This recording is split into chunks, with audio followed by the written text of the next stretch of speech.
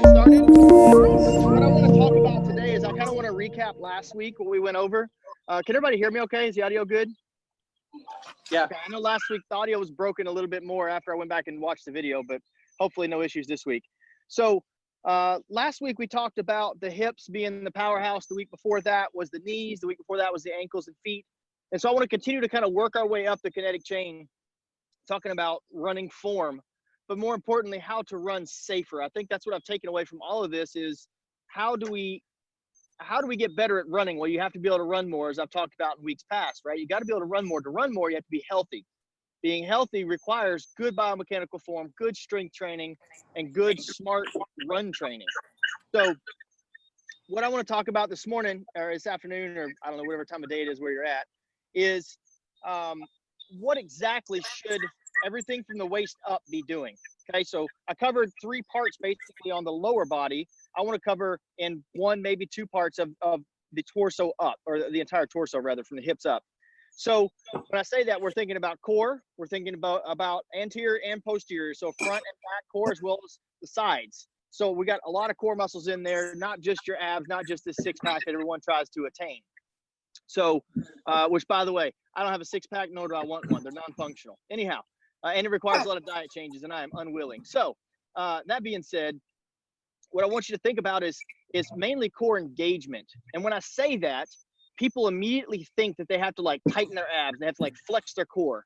It's not necessarily that. It's more of an awareness of the core and what it's doing. It's more of an awareness of, are you slouching a little bit when you're running, right? If we're arched forward. I'm sure some of you in this chat right now and that will watch this later have issues when you get done running. You have to actually kind of bend over and like stretch out your low back just a little bit, right? There's some people that have to deal with that. That's because your anterior core, so the front, the abs that we all think about, is weak. What's happening is it's allowing your hips to posteriorly rotate. I'm not going to show you that in the video because it's terrible looking, but it's allowing those hips to rotate, putting extra strain on the low back. So that's core engagement. How do we engage the core and make sure the core is pulling us forward and keeping us stacked like we've talked about? So I'm going to attempt to set my phone in the crook of this tree right here. Let's see how this works out. Nope. You know what? It might be a bit sideways, but I think it's going to get it done. Boom. How about that? Now I got to lean like this to make it straight. All right. So what I want you to think about is core engagement, right? So what I was talking about, you'll see some people, they kind of stick their butt out a little bit, right? That low back's got a bow to it. What I want you to think about is taking those hips and tucking those hips under you. We're engaging the front core without actually flexing it. And we're also taking the strain off that low back and bringing those hips into a powerful position that we were talking about. Remember, we want the hips stacked when we're running.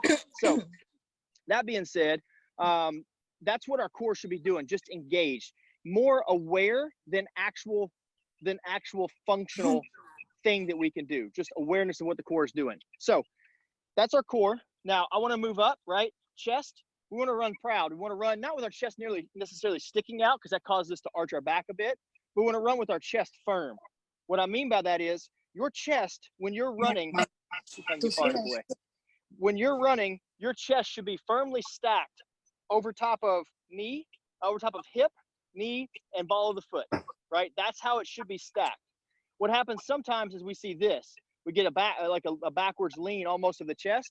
Now, I gave you guys, I think it was maybe 2 weeks ago or 2 videos ago, your goal was to remain forward more. So I wanted you to lean from the ankles, which it looks really cool in this kind of sideways video, by the way. It looks like I'm like standing on the side of the world. Anyway, so I wanted you to lean from the ankles, which is going to cause you to make this torso become a tool for you, okay? So you want that torso, the chest rather, we want the chest forward. Same thing with nose and chin.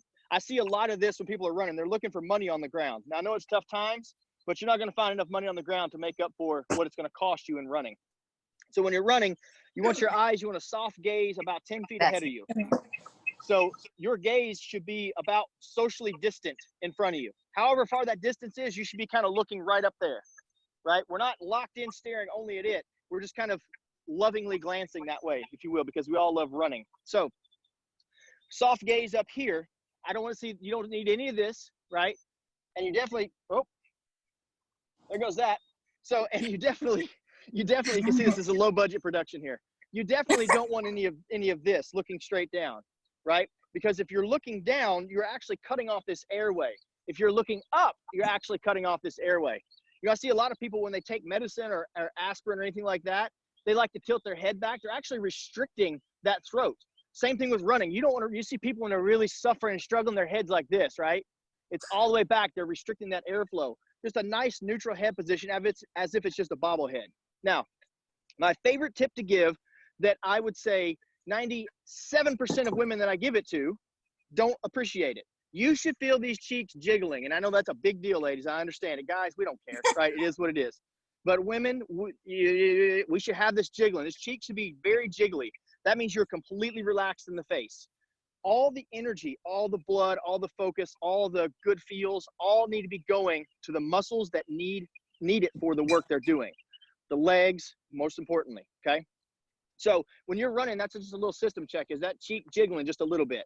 If not, relax it. Don't clench your jaw. A lot of times we like to do that. We like to clench that jaw, even if we're running easy. It's just something we don't think about. So again, some of the stuff I'm giving you, you can't actually physically measure. You just have to experience it. You have to tell yourself, do your systems check, right? Is my face relaxed? Are my shoulders up or are my shoulders relaxed? Okay, that's another big one. You see a lot of people running like this. They get real tense and they run like this. You see a lot of people running that way. Let's see here. Let's go mute. There we go. So now I can't get out of the screen. Okay, so you run a lot drawn up like this when we're running. You want to think about just relaxing those shoulders quite a bit, okay? So now that we've gone up through the chin and the nose, you kind of understand head position where it should be. Another little kind of pro tip I'll give you this time of year, specifically when it's hot, if you're wearing a hat, if you're wearing something on your head, I advise you to turn that hat backwards. This mesh part isn't just for looks or to burn your bald spot like I have, okay?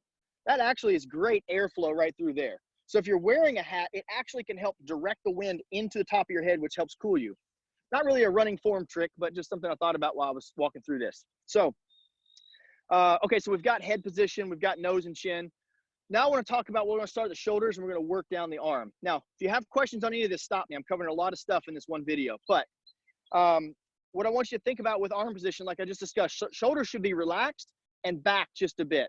Not like this. Our typical computer position is like this because we're always texting, always on the phone. Think about rolling them back, engaging that back muscle, but not arching that back, okay? So we want to think about nice relaxed shoulders, but the shoulders are back. Should be basically in line with our ears where they actually should naturally be until the invention of technology and cell phones. All right, so we got shoulders. Let's go down to the arms. I'm going to go back over here and attempt to, I got a water bottle. I can prop this up. So I want to talk about the arm position and arm carry. This is a spot of drastically wasted energy in a lot of runners. I mean, extremely wasted energy. And I think it's because they just don't know. I think that runners just don't. Let's see here. Boom. So everybody still hear me good? Okay. So what I want you to think about with the arms, so I was talking about the shoulders, right? The shoulders are down and kind of back a bit, not forward and not tight, okay? So typically you don't recognize you're doing that until your shoulders start to ache a little bit, right? We realize we're running a lot like this. So relax those shoulders, drop them down, kind of shake them out a little bit. Same thing with the arms, drop them and shake them. Now, there's kind of a rule of thumb. If you look at the arm carry right here, what you want to think about is typically when you see runners who have their arms drawn up a bunch like this, that from a coaching perspective is typically indicative of a bicep weakness, right? So their biceps aren't as strong. If you think about it, if I hand you a 2-pound weight, it's easier to hold here than it is to hold here, right? So they're going to carry them up here because their biceps are really underdeveloped in terms of holding this lever up in place. Again, it's something you just have to think about, and you just got to slowly drop down. Those of you that carry a water bottle in your hand when you run, some people don't switch it. I have seen runners before that I've worked with that actually will run with one arm a little bit higher than the other one, and I can get them every time. You carry a water bottle when you run, don't you? Oh, yeah, I do. In your left hand, don't you? Yeah, I do. This bicep's stronger, so their running is actually a bit different. Now, so I want to talk about what the arm should be doing. Let me get a little closer. So what the arm should be doing. So notice your arm carry. Just be aware of it.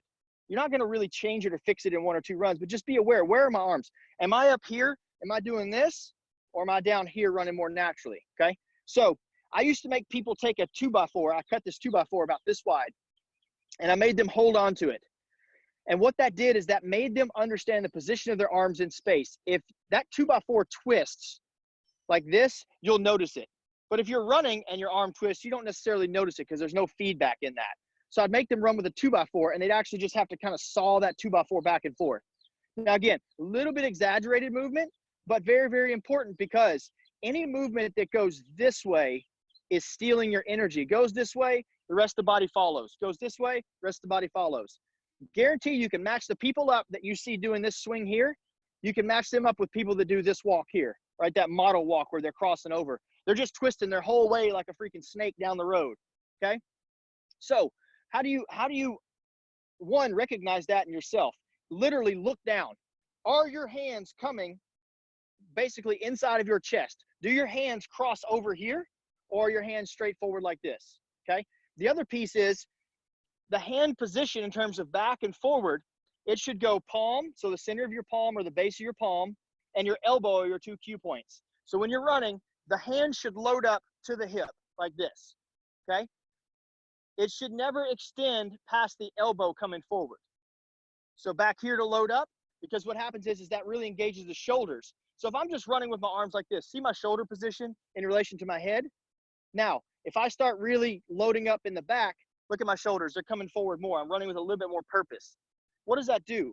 That engages the shoulders in a forward movement, meaning we are driving forward as if we're running up a hill or sprinting really hard. You'll never see someone trying to sprint doing this unless they're just trying to throw out their back. You always see a sprinter's powerful to the front. Everything is forward. Same thing with long distance endurance running. The less energy you can waste doing this movement, ultimately, the faster you're going to be going that direction. Okay? So palm, elbow, load up, fire through, load up, fire through. Okay? Now, the other thing you'll notice is when you're running, your arms are a counterbalance to the leg lift, right? So your arm comes forward, leg lifts, that's your counterbalance. If you drop this, you get a bit more unstable. You engage this in place, and what it does is it counterbalances, okay? So notice that. I want you to notice when you're running, the distance between here and here, okay? Between the inside of your knee and your palm. Is it equal on both sides? Or is maybe one side coming across a bit more? Maybe you got a tight shoulder and it's causing you to pull a little bit, right? So the biggest thing I want you to take away from all of that, and there's a lot of tips on the torso and the upper body. The torso and the upper body are, they're not as important to really waste your time and energy on.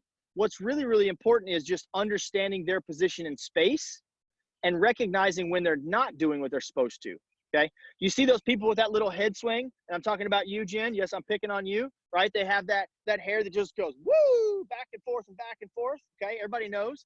You know those runners. Look at them next time they're running. The best way to learn run form is to watch other runners. And when you're running with them, I bet they're doing this movement here, right? Jen is typically a little more elbows out and a little more twisty. That's just her running form. And so we've been working on dialing that in a bit. But that's a lot of wasted energy, right? That lateral movement, you're expending energy different directions. You're also causing your foot to land differently, which over time can increase your injury potential because you wear out a part of your shoe faster and you don't recognize it because you only have 100 miles on them or whatever. So any questions about the torso, the upper body, what it should be doing, how it should be doing it? I'd love some feedback and interaction if you guys have personal experiences or thoughts on this. Yeah, I've got a question. Can you go for it. Yeah, go for it. With the arm swing, does it, is that dependent on? Uh-oh. We got some wicked feedback. I didn't catch that last part. Oh, okay. Is the arm? I think it's coming from someone else. Everybody, if they can mute anybody who's not talking, if they mute their line, that should help with the feedback. Give it one more go, David. Okay. The arm swing, is that dependent on the speed that you're actually running? Because I can see maybe at a faster speed that this right here would be effective, but as far as a slow runner like myself, and I'm sure I've been doing this wrong all the time, I've always had the elbows up and a slight twist, bit like more that. of a dance. Yeah. And that's a great question. And for sure, with run form, it's always going to be amplified when you're going faster or harder, right? Because those are relative terms. But yeah, for sure. When you get kind of like the thing is that you're looking at energy expenditure. Now, I'm going to contradict myself here because it's what I like to do, because I like to create questions. You look at a really good runner in the triathlon world named Matt Hansen, right? Matt has this weird left arm turnover thing, and he runs very much up like this. And yet he can run a 237, 238 in Kona off the bike, right? So obviously it works for him, okay? So the biggest thing that I'll tell you to answer your question, David, is everyone is extremely unique. Everyone is extremely individual, and everyone has a ton of problems. We all do, okay? So the biggest thing, like for you, is you want to minimize the energy expenditure and maximize the forward progression.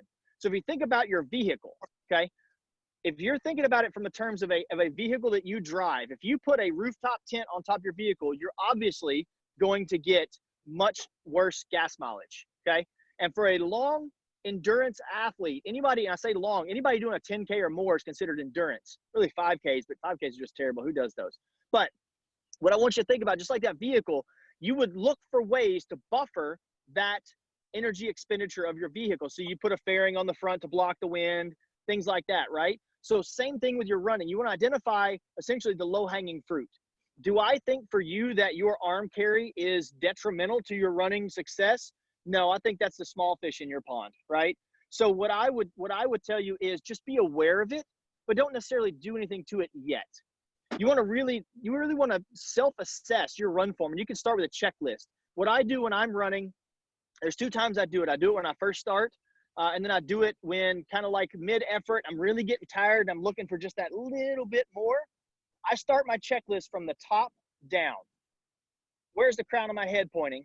Where's my nose? Where's my chin? Where's my chest? Where are my arms? Where are my hips? Where are my knees? Where are the balls of my feet? That's my checklist. And I literally visualize myself as if it's a video game running, as if I'm watching myself run. I do that because what it does, it helps me to tune into what's not quite right and what I can kind of lean out just a bit to get a bit more performance out of me.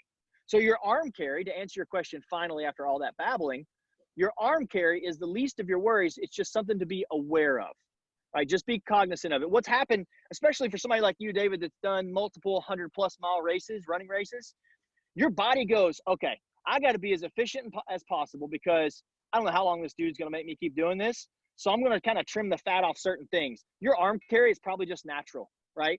And until you actually focus on it and try to fix it and do different things with it, it's going to be that way because it's the most efficient. So okay. I would tell anyone seriously investing in developing their run form, start from the ground up, right? The reason that the way I started this run form kind of series was very intentional. Your arms are probably the least of your worries. Your head position, probably the least of your worries. The ankles, the feet, the knees, the hips, those are the key. Now, the only outside of that, the only thing that I would say is that your torso positioning is vitally important to getting faster and being safer. But your arm carry isn't something to lose sleep over, which is why I wanted to pound all this into one segment. I don't need to spend an entire 10, 15, 20 minutes talking about arm carry, right? So to answer your question, be aware of it, right? You always want to be cognizant of what you have and what's going on, but don't stress over it. Look at the other things where you're kind of there's more meat to chop up. Okay. Great question though. One quick statement, and you touched about it a little bit. Reminding yourself to do that check from head to toe, and I do that. The problem that I've had before in doing that, and sometimes I still have it now, is when I get really tired and exhausted and all that. That whole memory thing is out the window. So I set a timer every 10, 15 minutes to remind myself to drink. And then, so there's two things when that alarm goes off: drink, do that systems check, or if it's a 1 mile loop or a half loop or whatever, do that systems check. So absolutely, that is an incredible piece of advice. I appreciate you adding that from a very seasoned, long, way crazy long, does stupid things long runner. So I appreciate that input, because that is a very, very good idea. And it can be used, for the road racers in here or the triathletes in here, it could be your 1 mile ding on your watch. You're looking at every 7 to 12, 13 minutes, right? Every time it ding, where am I at? How am I feeling? Great addition to that. Anyone else have any questions? No? Everybody happy as a pig in slop today? I do have a question, Jeremy. Yes, ma'am, go ahead. Going back to what you talked last week about the hip, bringing the hip forward, that's something I have been trying to do for a little while. And to do that, I try to squeeze my glutes. But Good. when I do that, like I feel like my torso, that brings my torso back.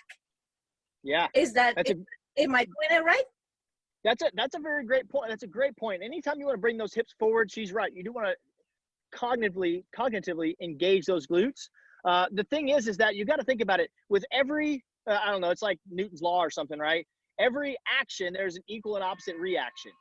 Okay. So every time, and that's probably not the right law. I don't know, but he's dead. So he's not going to yell at me. But what I want to get at here is that every time you push this, something else has to give. Every time your quad fires, your hamstring has to give. And it's this back and forth kind of battle. We talked about it early on about protagonists and antagonists in terms of muscles. So absolutely. So what you have to think about to correct that is know that when you are going to drive those hips forward, also at the same time, you want to remind yourself in a positive manner of what the chest position or torso position should be, right? One of the things I hate the most with athletes trying to make any type of correction is for them to tell themselves, stop doing this, right? I want you to remind yourself what your torso should be doing. Don't tell yourself to fix your torso. Remind yourself, nice relaxed shoulders, right? You'll never hear me as a coach tell an athlete, quit raising your shoulders up. Stop dropping your arms. I want to encourage them positively. And that's the exact same thing you should be doing to yourself. So positive reinforcement of what it should look like is going to be the crucial key for you to offset that glute engagement. That's a great question though. Very, very good. Okay. Anyone else have any questions? Do you have, Jeremy, any exercise? Wait a minute, try that one more time. I'm getting some feedback from your phone. Because I feel pain here around this area. I don't know if I do this a lot when I run. So sometimes I feel pain here. Hang on one second, Claudia. I cannot see you. Okay, go ahead. Now I can see you. Okay. Like I feel pain on the neck, like this, on the trapezoid. Okay. So maybe I do this and I work, on that exercise, like go up and down. But that it's my complaint area for running, when it's longer. Yeah, so typically when you do get that kind of tightness, it's because you're doing this a lot, right? So you just got to tell yourself, relax. The other thing I'll tell you when you do that is breathe through it, right? So you're a massage therapist. If you find an area and you're working on Megan and you find an area that's tight and you really got to get in there, what are you going to tell her? Just breathe. Just breathe. Mm-hmm. No different when you find areas like that when you're running. Just breathe. Relax those shoulders. Just breathe. Let your shoulders free. Just breathe. Just keep reminding yourself of that. You want to breathe through that change. That way it helps to kind of establish that. Now remember, anytime you all are trying to make any type of change to your form, we talked about this. We're looking for 1 or 2 degrees. I'm looking for your shoulder angle to come down 2 degrees to show that it's nice and relaxed. We can't see that with our eyes, but we can feel it, right? So be patient with yourself, and repetition over time of correcting these things is how you're going to get better at it. And what I'm going to tell you is I want each of you this week on your next run to identify the number 1 problem you have after learning this little bit of stuff with your run. Identify and write it down. My problem with my run is that I tend to what? I don't drive my knees enough, whatever it ends up being. And I want you to spend the next 4 weeks, every run, that is your cue point. It is that crucial. It takes that long to develop it, and I'm going to require that much patience from you for it to get better. Okay? Yes. Okay. All right. Any other questions? That was a really good question, Claudia.